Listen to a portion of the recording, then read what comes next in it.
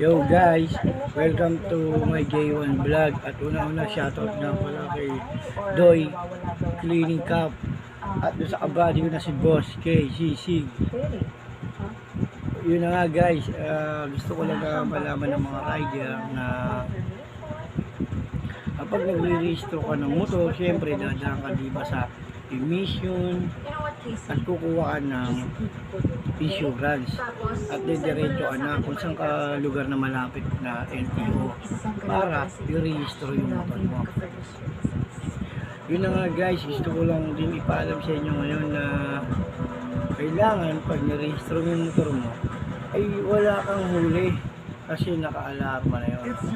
At pag naka-alarma na yun, yung huli mo ay pagdating mo ng LTO ay doon mo malalaman na hindi ka pwedeng mag-registro dahil meron kang kaso, nahuli yung motor mo o nahuli ka na may lulabag kang batas o baka wala kang helmet, ayun ay naka-alarma.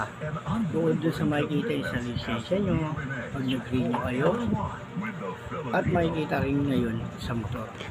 Yun lang guys, sinabi ko na sa inyo para dagdag kaalaman, para malaman ng mga karamihan na rider na ganun pala ang sistema ngayon ng LTO.